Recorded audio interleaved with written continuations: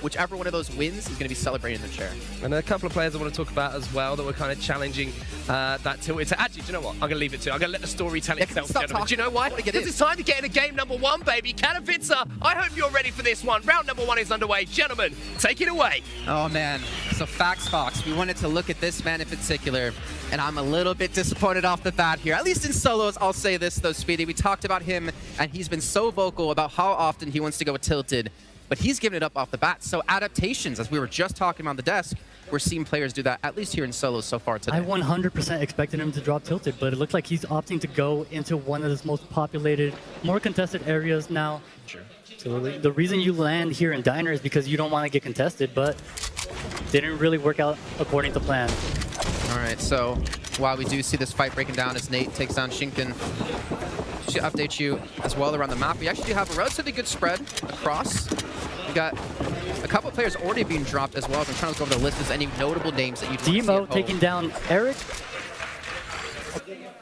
Yeah, it's going to be up an interesting fight here. He actually does have the higher position up against him. He's just looking for that shot. He's got the shotgun. He's trying to go for the replacer, trying to take down multiple walls so he can get control of it. Marana is so weak here, and Kuna knows it. He gets into his box. The trap goes down. Actually, he got the great little replacer. He's not getting the elimination just yet. Another place to become. He will take down Marana. So that'll be his first elimination. We heard a trap go down in the last second there. A couple of clingers as well, even scored it. The disrespect. Let's just go our separate ways here. Yeah, let's just back away. Let's just play for the later on stages of this one. Myth's still looking for Kripa, and Kripa seems to be the one wanting to take the fight here. Yeah, so even though Kripa has high ground, Myth is healthy here. And he's making the push happen. Only 8 builds, 7 builds left here for Kripa as he's using all of his materials for this engagement. Down to 9 HP. He's got a first aid kit, but the stink bomb comes through. And it looks like the stink bomb will take him down. Myth gets the elimination, and more importantly, gets his first on the board. I'd love to see it. Myth performing well in a tournament environment. Come around. Jordan now, the other X2 player with Seth hot on his heels. He's got a decent kit to use, too. He's got a slurp in there. A couple of small shields. Yeah, he's looking good. Definitely playing for endgame. It's kind of what we expected to see, right? The first game, everyone just feeling each other out. You know, aggressive players like Faxbox, no eliminations yet, first circle in. Typical of what, you know, a first game should kind of look like. Yeah, exactly. Stink bomb coming in. He knows there's a player there now taking a little bit of damage. Shows it ahead of him, trying to catch him off guard. Seth is just being pressured as Jordan's looking to actually close it on this elimination potentially. He's got the shotgun for up close play. He's going for the replace. He gets it. He goes for the edit as well, but that's a great escape here by Seth. But for how long? Actually, Seth actually escapes and manages to turn around to take down Jordan. Start, which is very important here. Dementos on Team Secret now going for an eluding engagement up against Saf, and Saf is the player I have to win this whole thing, to win this whole tournament solos. And no, Saf goes down. The commentator's curse comes through. My boy Saf, I'm sorry, I apologize, but Dementos, that was a fantastic shot. I'm so upset. I really wanted to see Saf in the end game and show us what he could do. We got a pirate cannon. We have a cannon. We got a pirate cannon. I want to see someone get an elimination with this. Hell, I want to see someone blast out of it like Team Rocket and get it across the other side of the map. And our Provoked is going to be on the high guard. He's got Vilix and Bloodex under him. It's kind of funny that we see these players setting up here. They know there's a cannon. Really good in case they don't get circled. Just kind of launch out of there. If you're in a cannon, you 260 meters in one direction. And you can do a lot of damage with it, too. You can do, it's 100 direct, it's like 50 splash. That's a lot of damage. That's a lot of damage that you can inflict on your opponent there. Vilix, really weak. Yeah, I think it might be time to use the Rift here to escape this one, just to go for the first aid. We got the Storm Surge coming through. He's actually below the threshold. Now he's going to be above it, luckily for him. But the pressure's going to be coming through, and Provoked going to get that elimination, get his first now. The thing is, him and Skix were actually 2 of the players a lot of people were pointing out in particular that just didn't seem to really rise to the occasion last week, but here's a different chance. Aim Hero, one of the Korean players here, he ended up dropping tilted. I guess his teammate, that might have been the reason. They might have flipped a coin. Maybe. Said Aim Hero. Ooh, a lot of bullets coming through. Those Zextro gets on the board, the Vic gets on the board as well. And players are starting to drop like flies. This Aim Hero trying to live up to his name here, and he won't be able to. That'll be Hoopik able to come up big. And now Camo moving on in for the third party. Heard a lot of action. There's also most of these players at the broken pirate outpost need to start going on in. I expect a launch pad going in. This is TSM taking out Kripa. Yeah, good old Myth. And then Seth as well. Nice little drop down. He actually catches his opponent off guard. He wasn't even looking towards him. I always get nervous when I see them drop into a box. Traps could go down, could easily turn the other direction. Yeah, and you don't want to be eliminated from a trap, at least in game one. Mitro as well, looking for the shot the window. I believe he did get that one. But now we've got Camo there. We've got Nate, Scram, Tomo from Alliance, Sakona as well. Smeep off to the side. Again, the duo from Milan. He's got six Skicks under them, but we're at these stages where everyone's going to be on everyone. It's about hitting these shots, getting the eliminations where you can get them.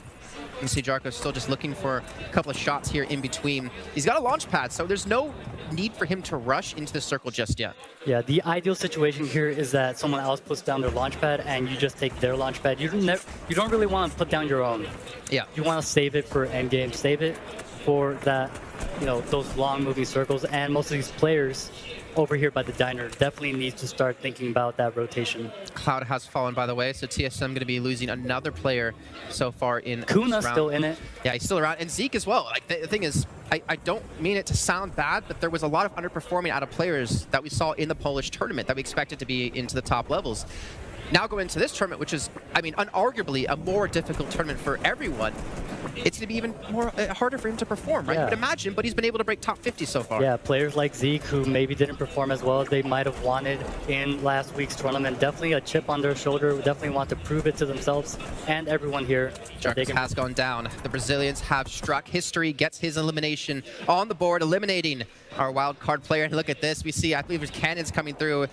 Liquid Chap still alive. I believe I saw Razaru. Energy Zate, another NA player that you want to keep an eye on. Definitely one of the top. I believe this is Saf's teammate. Yep, Saf and Zate, different orgs, but friends nonetheless here. But we're even hearing some bottle rockets going off here. You can see Zate trying to get some high ground, though he's not going to have the ultimate high ground. It's going to be Alpha, the one to have this, looking for some shot. He's got a couple of clingers, and it's not very often, Speedy, we see clingers last this long into the game. No, probably just saving it here for endgame. You definitely want to save those clingers for some easy, quick cleanup kills so that you can get your HP up. Energy Zate just kind of holding that wall. Getting a couple of rockets off here or there too. Trying to get spammed out of Alpha. Alpha just not letting up. And when you're in high ground like this, you definitely don't want to let up. You want to get as many tags as possible. Ghost Bizzle's still alive. Well, this is now the question as we get to, as Funk Bomb has been eliminated. The Storm is going to start to move here momentarily, and this is where people need to have that material to build, to get across, to be able to maintain some sort of positions. I want to see how Alpha is going to try to maintain this high ground. He's going to have to be very careful in how he builds. Those launch pads as well. I think everyone's going to be jumping on top of this here, Speedy. You can see the pressure starting to tick in here. A lot of elimination, a lot of damage being done. Skicks has fallen. Sakona takes down Nate. Faye's going to be out, I believe, with their two players. And Bizzle, he's just trying not to get pushed on. He's trying to not be aggressive on. He's looking to retreat away from this one, looking for another fight. He might be able to get it here. He might be able to get this elimination done. He's still looking for the damage. The building has come in. He's down to 50 HP. He could lose this fight potentially, Speedy. Bizzle's so weak here. Dropping into his box. He ends up turning it around. Takes down Little J. Zextro as well going to fall, one of the most aggressive players we have in Fortnite. Liquid Vivid, Vinny's still alive. Camo's still alive. Bizzle just trying to get his HP up after that engagement. I think Nikoff, well, he died to the Storm Surge. A little unfortunate for there. Not going to be in the best situation. Demo's going to fall there, as you see from the low ground. Jamside, where did he even come from? He's somehow been able to take the ultimate high ground away from everyone as the Storm continues to move through. Look, everyone with Crazy Llama not going. Japan has lost out a player. And Jamside, he's got 3 eliminations. That's 15 points already. Can he maintain the spot, though? Jamside with 16 builds left. He can't maintain this high ground. He actually gets to drop down 10 more builds. He has to get an elimination here. 105 pump going on in. He's looking for Zade. He's too focused on Zade. He's being shot from a couple of different directions. You can see Bizzle there towards the low ground. Spieth, Vinny. You have Skeet to the left-hand side with Camo and Animal. Zade's fallen. He's now dropped out of this one. Jamside going to be floating back in to retain this high ground position. Bizzle trying to take high ground. Bizzle ends up taking the high ground from Jamside. Jamside, no builds left. This is tough. How do you get out of this position? He's got the maximum shield he can possibly get. He has a launch pad, but he can't even put it down because he has no builds. Oh, he's looking to escape this, looking to maybe build down through this tower as the Storm's going to eventually close in on him. Tomo is looking very good, back to full HP. Vinny on a sliver of health left, just trying to stay alive towards the lower end side. Jamside ended up going down, but Ghost Bizzle maintains the high ground. Well, Oh, he's trying to. He's got enough builds to do. He's got a first aid kit if he needs as well. Animal has fallen as Smeef's able to get his elimination, being brought in by Milan as his dual partner and doing some serious work here. It's Bizzle on the high ground, able to help get the damage. Goes down 1v1. Skeet's the one to get these eliminations. Down to that 1v1. He's going to drop down, take a little bit of damage from this one, but can he get this elimination? 14 builds left to go. He's got the shotgun. He knows where his enemy's going to be. But the time is taken away. He goes for the jump shot, actually on the build as well, trying to look for any sort of damage he can engage with before he goes for the drop, before he goes for the Bizzle with no more builds. Well, now he's going to have to engage into this one, right, Speedy? You can see towards the He has to drop down. He has to drop down. 50 HP left. He's still trying to sprint. Yes, and with 19 HP, Bizzle takes the first victory out of today. Bizzle, our secret skirmish.